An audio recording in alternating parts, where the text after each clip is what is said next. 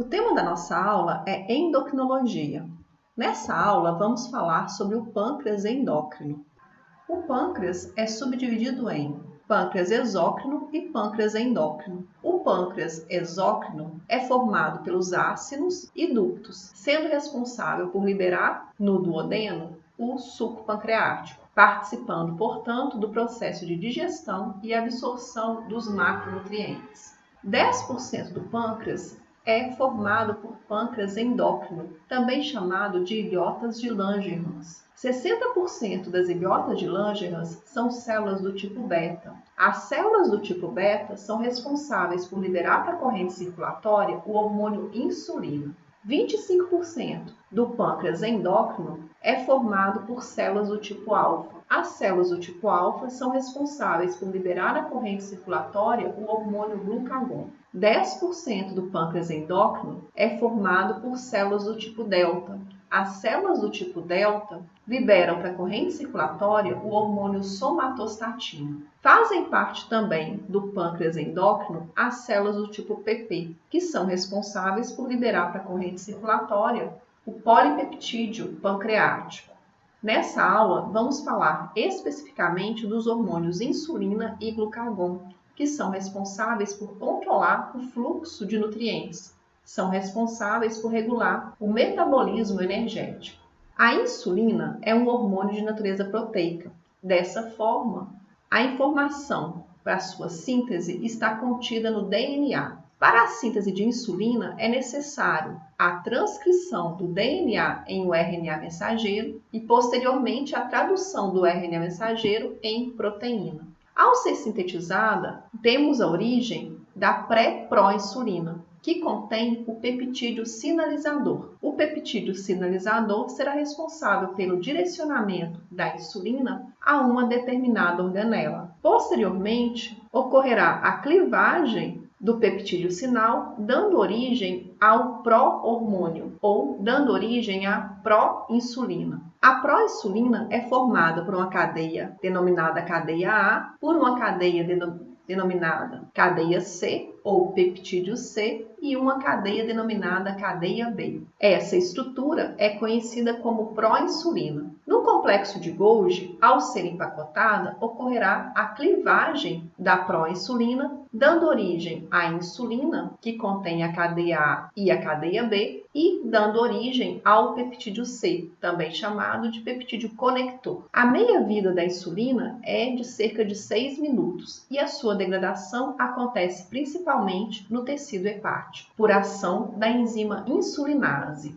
Aqui nós temos a estrutura da pró-insulina, formada pela cadeia A, pela cadeia C e pela cadeia B. Nos grânulos de armazenamento, nós temos a insulina e o peptídeo C, pois durante o empacotamento ocorreu a clivagem da pró-insulina, dando origem à molécula de insulina. Observe que, unindo a cadeia A com a cadeia B, nós temos duas pontes de sulfeto e também temos uma ponte de sulfeto na cadeia A. A ruptura de qualquer uma dessas ligações faz com que a insulina perca a sua atividade biológica. O principal estímulo para a liberação de insulina são as altas concentrações circulantes de glicose. A glicose será captada pela célula beta-pancreática através do transportador de glicose subtipo 2, também denominado GLUT2. Após ser captada pela célula beta-pancreática, a glicose será oxidada pela via glicolítica, aumentando as concentrações intracelulares da adenosina trifosfato. A célula beta-pancreática possui canais de potássio que são fechados pela alta concentração de adenosina trifosfato. O fechamento do canal de potássio promoverá uma despolarização da célula e, por sua vez, a abertura de canais de cálcio que são voltagem dependente, ocorrendo o influxo de cálcio. O aumento da concentração de cálcio intracelular irá estimular a atividade da calmodulina quinase, promovendo a exocitose das moléculas de insulina, aumentando a concentração plasmática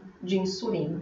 Embora a glicose seja o estímulo melhor conhecido para a liberação de insulina, ocorrerá também um aumento na concentração de insulina devido ao aumento das concentrações de ácido graxo circulante, devido ao aumento da concentração circulante de aminoácido. Também ocorrerá um aumento da concentração de insulina devido à sinalização por hormônios gastrointestinais, como gastrina, colecistocinina, secretina, peptídeo inibidor gástrico. Também temos que cortisol, hormônio do crescimento e o próprio glucagon estimulam a liberação de insulina. Sistema nervoso parasimpático através da acetilcolina, sistema nervoso simpático através do receptor beta-adrenérgico, também estimulam a liberação de insulina. E também temos fármacos sulfonilureias que agem aumentando a liberação de insulina. A secreção de insulina será diminuída quando ocorrer uma diminuição na concentração de glicose circulante durante o jejum, por ação da somatostatina, por ação do sistema nervoso simpático ao se ligar em receptores alfa-adrenérgicos e por ação da leptina. Esses fatores reduzem a secreção de insulina. Observe que os aminoácidos e os ácidos graxos são capazes de estimular a liberação de insulina por promover um aumento na concentração de adenosina trifosfato, sendo o mecanismo semelhante ao mecanismo da glicose. O sistema nervoso parasimpático, através da acetilcolina, promove um aumento na secreção de insulina por se ligar no receptor muscarínico que está acoplado à proteína GQ. Proteína GQ estimula fosfolipase C. Fosfolipase C promove a clivagem do fosfolipídio de membrana, aumentando a concentração de inositol trifosfato. Inositol trifosfato se liga em canais de cálcio do retículo e promove o aumento na concentração de cálcio intracelular, agindo dessa forma para o aumento na secreção de insulina. A adrenalina e noradrenalina, ao se ligar no receptor alfa-2 adrenérgico, promoverá uma inibição da enzima adenilato ciclase, reduzindo dessa forma a geração do segundo mensageiro AMP cíclico, reduzindo a atividade da proteína quinase A, e dessa forma ocorrerá uma inibição na secreção de insulina. O peptídeo semelhante ao glucagon, chamado de GLP-1, ao se ligar ao seu receptor, promoverá estimulação da enzima adenilato ciclase, aumentando a atividade da proteína quinase A, que por sua vez age potencializando a secreção de insulina. Dessa forma, GLP-1 é conhecido como incretina. Ele tem capacidade de promover um incremento na liberação de insulina. As drogas sulfonilureias possuem capacidade de promover o fechamento do canal de potássio. Ao fechar o canal de potássio, ocorrerá a despolarização da célula beta, abertura do canal de cálcio voltagem dependente, influxo de cálcio, o que vai culminar com a secreção de insulina. Assim, as drogas sulfonilureias são fármacos comumente utilizados em indivíduos que apresentam resistência à ação da insulina. Aqui nós temos um experimento onde ocorreu uma infusão contínua de glicose, mantendo a glicemia de 2 a 3 vezes superior aos valores normais. E as concentrações de insulina foram determinadas. Nós observamos que cerca de 5 minutos após o início da infusão de glicose, nós temos um pico na liberação de insulina. Em seguida, houve uma queda na concentração de insulina que voltou a se elevar a partir de aproximadamente 8 minutos.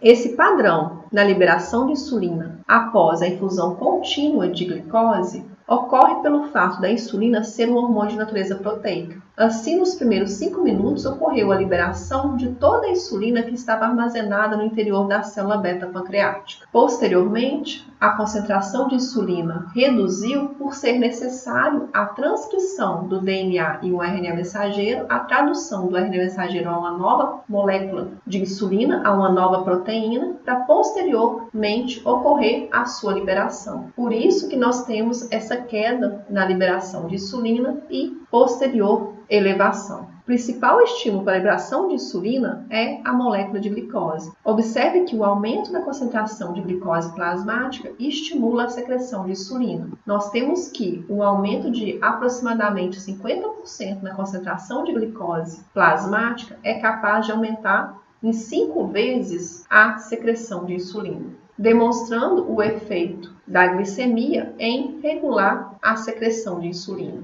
Sendo o hormônio proteico, a insulina encontra o seu receptor na membrana plasmática. O receptor da insulina é denominado receptor tirosina quinase. Este receptor possui atividade enzimática intrínseca, ou seja, ele é capaz de se ligar à insulina e ele também possui atividade enzimática. Quando a insulina se liga no receptor, a atividade enzimática é estimulada e esse receptor será capaz de promover fosforilações em resíduos do aminoácido tirosina. Ele é capaz de se autofosforilar e também é capaz de fosforilar proteínas que estão solúveis no citosol. As proteínas que estão solúveis no citosol e são alvos do receptor tirosina quinase são denominados de substrato do receptor de insulina, conhecidos pela sigla IRS. Através da ligação da insulina ao seu receptor, ocorrerá regulação do crescimento e expressão gênica, regulação da síntese do glicogênio, regulação da síntese de lipídio, regulação da síntese proteica. Na célula do tecido adiposo e na célula do tecido muscular esquelético, a ligação da insulina ao seu receptor promove a translocação de transportadores de glicose para a membrana plasmática. Assim, nesses tecidos, nós falamos que a captação de glicose é insulino dependente, ou seja, depende da molécula de insulina para que o transportador de glicose vá para a membrana plasmática, permitindo que essas células captem glicose, permitindo que as células do tecido adiposo e as células do tecido muscular esquelético promovam a captação de glicose. Aqui nós temos uma célula do músculo esquelético ou uma célula do tecido adiposo. A ligação da insulina ao receptor tirosina quinase dessas células promoverá a translocação do transportador de glicose subtipo 4 para a membrana plasmática. Como que isso ocorre? Quando a insulina se liga no seu receptor, a atividade enzimática do receptor será estimulada, ocorrendo fosforilações em resíduos do aminoácido tirosina. Essa fosforilação cria um sítio de ancoramento, ou seja, o substrato do receptor de insulina vai interagir com essa tirosina fosforilada, criando uma proximidade com o receptor tirosina quinase. Assim, o receptor tirosina quinase também irá promover a fosforilação do IRS, criando outro sítio de ancoramento para uma proteína denominada PI3 quinase. PI3 quinase, ao se ligar ao IRS, também terá uma proximidade com o receptor tirosina quinase e também será fosforilada pelo receptor tirosina quinase. PI3 quinase, uma vez que foi fosforilada, fica ativa e irá fosforilar lipídios da membrana plasmática, criando o sítio de ancoramento para duas proteínas, para a proteína PDK, que não consta nessa figura, e para a proteína PKB. Ambas se ligam na face interna da membrana plasmática, criando o sítio de ancoramento para que a proteína PDK fosforile PKB. PKB fosforilada se desliga da membrana plasmática e vai levar a informação para o meio intracelular. PDK fosforilada age promovendo a translocação de vesículas que contêm GLUT4 para a membrana plasmática. Então, por essa via de sinalização, a célula do músculo esquelético e tecido adiposo agora estão aptos a captar glicose. Por esse motivo, nós falamos que no músculo esquelético e no tecido adiposo, a captação de glicose é insulino dependente. Essa via de sinalização é responsável principalmente por regulação de processos metabólicos. Mas o receptor de insulina também tem capacidade de estimular outra cascata de sinalização intracelular, que envolve as MAP quinases. MAP quinase age promovendo diferenciação e crescimento celular. Aqui nós temos um experimento onde células musculares foram incubadas em meio de incubação contendo concentrações crescentes de glicose, sendo que em alguns tubos considerados como controle havia apenas a presença da glicose e nos tubos experimentais, além da concentração crescente de glicose, havia uma concentração fixa de insulina. Ao finalizar o experimento, foi feita a dosagem da concentração de glicose no meio intracelular. E a gente observa que nos tubos controles, que não tinha insulina no meio de incubação, Então, apesar do aumento na concentração de glicose no meio extracelular, no meio de incubação, não houve um aumento na concentração de glicose no meio intracelular. Ao passo que, nos tubos que havia concentração de insulina, quanto maior a concentração de glicose no meio extracelular, maior foi a concentração de glicose no meio intracelular, demonstrando que a presença de insulina é necessária para a captação de glicose pelas células do músculo esquelético. Qual o efeito do hormônio insulina? Quando ocorre um aumento na concentração circulante de glicose, de aminoácidos e de ácidos graxos, as células beta-pancreáticas serão estimuladas a promover a secreção de insulina. A insulina, por sua vez, irá agir estimulando a captação e o armazenamento desses nutrientes. Dessa forma, a insulina é considerada um hormônio anabólico. No tecido muscular e no tecido hepático, a glicose será armazenada na forma de glicogênio. Em todos os tecidos, a via glicolítica será estimulada, permitindo a geração de energia. No tecido hepático e no tecido adiposo, ocorrerá a síntese de lipídio, a lipogênese. Ocorrerá também um aumento na síntese proteica. Como a insulina estimula as reações de síntese, ela é conhecida por ser um hormônio anabólico. Quando o indivíduo se encontra alimentado, nós temos uma alta relação de insulina por glucagon, ou seja, nós temos uma maior concentração de insulina do que de glucagon. Nessa situação, a insulina vai agir estimulando a captação de glicose no tecido muscular e no tecido adiposo, uma vez que nesses tecidos a insulina estimula a translocação do GLUT4 para a membrana plasmática. Uma vez que a glicose foi captada, a primeira reação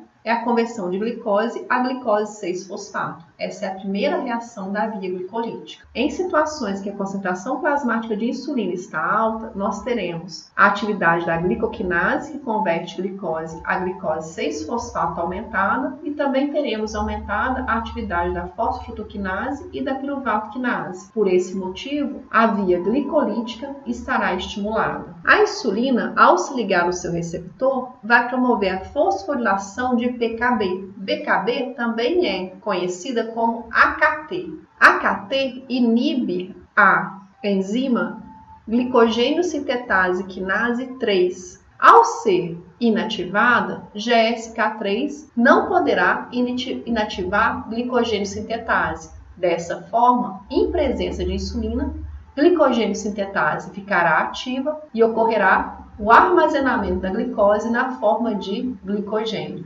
Assim, no estado alimentado, ocorrerá um aumento de captação de glicose pelo tecido adiposo, pelo tecido muscular, ocorrerá um estímulo da via glicolítica em todos os tecidos, permitindo a geração de energia, ocorrerá a síntese de glicogênio no tecido hepático e ocorrerá a síntese de glicogênio no tecido muscular, uma vez que nesses tecidos a glicogênio sintetase ficará ativa. A ligação da insulina ao seu receptor também irá agir estimulando as enzimas acetil-CoA-carboxilase e ácido graxo sintetase, permitindo a síntese de ácidos graxos, tanto pelo tecido hepático quanto pelo tecido adiposo. No entanto, o tecido hepático possui uma maior capacidade de síntese de ácidos graxos, enquanto o tecido adiposo possui uma maior capacidade de armazenamento de lipídios. Assim, nós temos que, na presença de insulina, ocorrerá também a lipogênese no tecido hepático. Posteriormente, o ácido graxo sintetizado pelo tecido hepático será esterificado a triacilglicerol, será incorporado na lipoproteína de muito baixa densidade, VLDL, que será liberada para a corrente circulatória. A insulina também tem capacidade de estimular a atividade da lipase lipoproteica,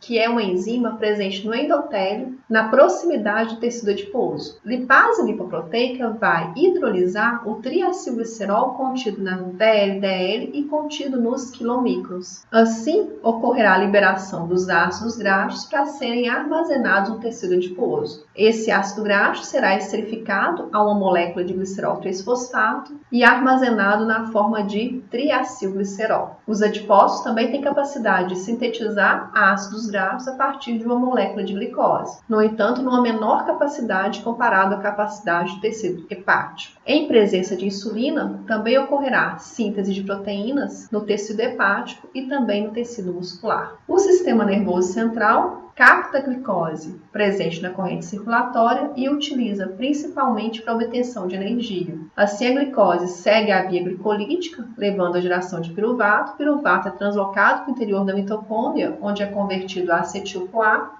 A acetil-CoA entra no ciclo de Krebs, gerando coenzimas que vão doar os seus elétrons na cadeia de transporte de elétrons, permitindo a síntese de adenosina trifosfato pela fosforilação oxidativa. Lembrando que sistema nervoso central e tecido hepático não dependem de insulina para captar glicose. Revisando, nós temos que, em situações que a relação insulina-glucagon está alta, no tecido hepático, a glicose poderá ser convertida a glicogênio, então a gente tem estímulo da glicogênese. A via glicolítica vai estar estimulada, convertendo glicose a piruvato. Esse piruvato é translocado para o interior da mitocôndria. No interior da mitocôndria, o piruvato é convertido a acetil-CoA. A acetil-CoA se condensa com a molécula de oxalacetato, dando início ao ciclo de Krebs. Durante o ciclo de Krebs, são sintetizados NADH mais H+, e FADH2, que doam seus elétrons na membrana interna mitocondrial, onde ocorre a fosforilação oxidativa responsável pela produção de adenosina trifosfato, onde o último aceptor de elétrons é o oxigênio. Então, nós chamamos de fosforilação oxidativa. O excesso de citrato gerado é translocado para o citosol e no citosol esse citrato é utilizado para a síntese de ácido graxo. O ácido graxo sintetizado é esterificado a uma molécula de glicerol 3-fosfato, dando origem ao triacilglicerol. Triacilglicerol será liberado para a corrente circulatória pelos hepatócitos na forma de lipoproteína de muito baixa densidade, VLDL. Assim, em presença de insulina, a glicogênese está estimulada, glicólise está estimulada e lipogênese está estimulada no tecido hepático. No tecido adiposo, a presença de insulina estimula a enzima lipase lipoproteica, que é a enzima responsável por hidrolisar o triacilglicerol contido na VLDL e também contido na IDL. Lipase lipoproteica, ao hidrolisar o triacilglicerol contido nas lipoproteínas, permitirá a captação do ácido graxo, o qual será armazenado no tecido adiposo na forma de triacilglicerol. Assim, em presença de insulina, a captação de ácido graxo pré-formado da corrente circulatória também está estimulada. No tecido adiposo e no tecido muscular, a captação de glicose depende da expressão do GLUT4 na membrana plasmática, sendo que essa translocação para a membrana plasmática é insulino-dependente. Em presença de insulina, nos hepatócitos também ocorrerá a síntese proteica, enquanto a degradação das proteínas estará inibida. O mesmo acontece no tecido muscular. No tecido muscular, a síntese proteica também estará estimulada. Assim, no estado alimentado, predomina o efeito da insulina, responsável por aumentar a oxidação de glicose, a glicólise, responsável por aumentar a síntese de glicogênio, responsável por aumentar a síntese de gorduras, lipogênese,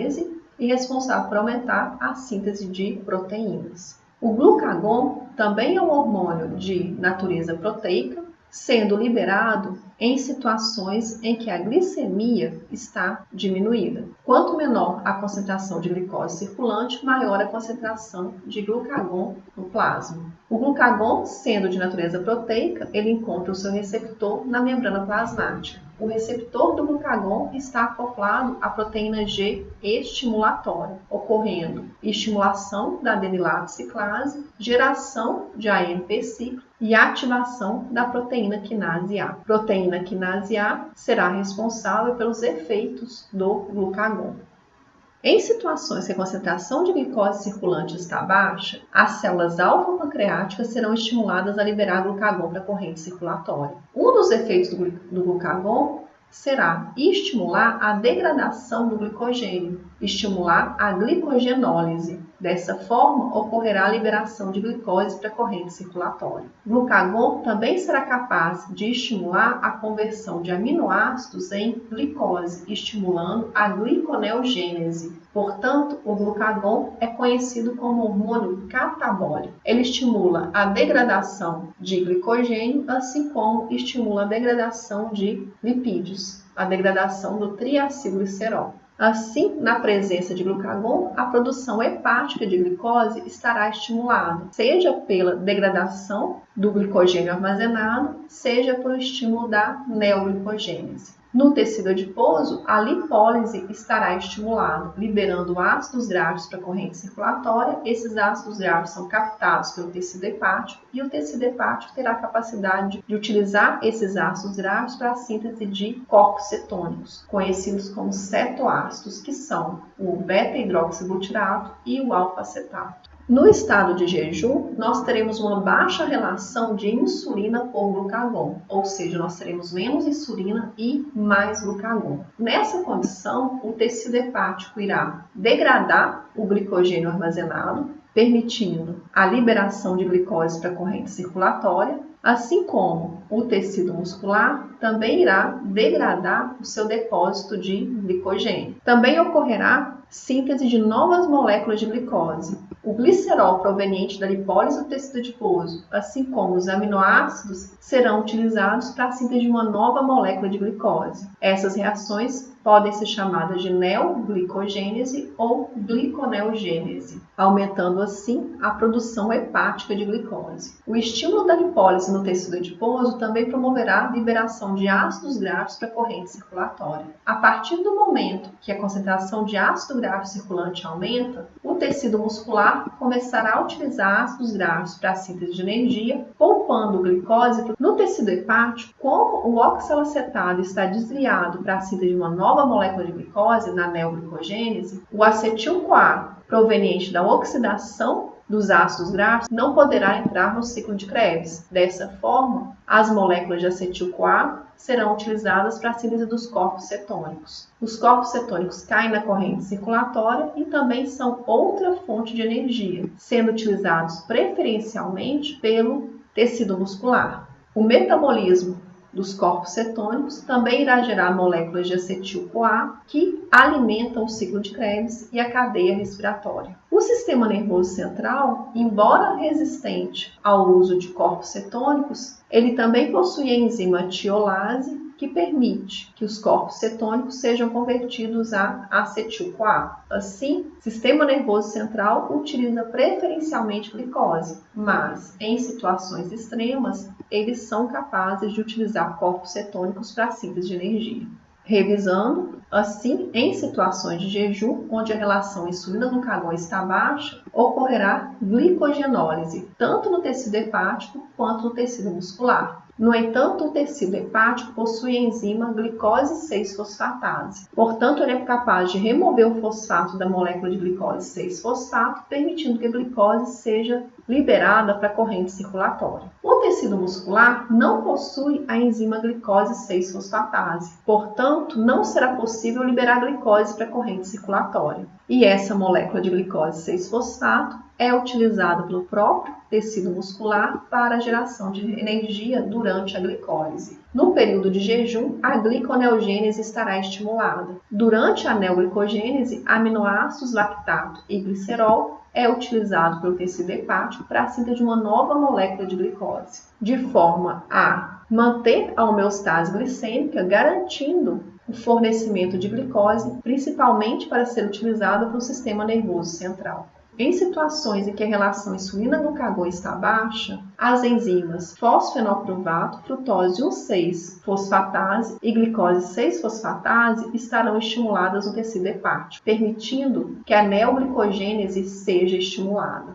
Em situações de jejum, o triacilglicerol armazenado no tecido adiposo será hidrolisado, liberando para a corrente circulatória o glicerol, que é um precursor neoglicogênico, e liberando para a corrente circulatória O ácido graxo. Os ácidos graxos são utilizados pelo tecido muscular como fonte de energia e no tecido hepático, os ácidos graxos são utilizados para a síntese de corpos cetônicos. Os corpos cetônicos sintetizados pelo fígado são captados pelos tecidos periféricos, dando origem a duas moléculas de acetil-CoA. Esse acetil-CoA se condensa com oxalacetato, entrando para o ciclo de Krebs. O ciclo de Krebs dá origem às coenzimas reduzidas NADH e FADH2, que por sua vez doam seus elétrons na membrana interna mitocondrial, levando à geração de adenosina trifosfato. Portanto, em situação de jejum, prevalece o efeito do glucagon, que irá promover glicogenólise, gliconeogênese e cetogênese. Na ausência de insulina, ocorrerá um aumento da produção hepática de glicose, devido ao estímulo da neoglicogênese e o estímulo da glicogenólise, e também ocorrerá uma redução na captação periférica de glicose pelo tecido muscular e pelo tecido adiposo. Na ausência de insulina, também ocorre um aumento de lipólise pelo tecido adiposo, acarretando um aumento da concentração de ácidos graxos livres. O ácido graxo livre é utilizado no tecido hepático para a síntese de corpos cetônicos, levando ao aumento na concentração de ácido acetoacético. Os corpos cetônicos possuem um pK próximo do pH sanguíneo. Dessa forma, ao cair na corrente circulatória, ele desprotona e libera um H+. Por esse motivo, a principal complicação do indivíduo diabético é a cetoacidose diabética, ou seja, ele apresenta um quadro de acidose, uma queda no pH sanguíneo decorrente da produção de corpos cetônicos devido à ausência de insulina. Esse quadro é conhecido como cetoacidose diabética. Essa é a nossa referência, capítulo 79 do Tratado de Fisiologia Médica do Guyton e Hall. O nosso muito obrigada.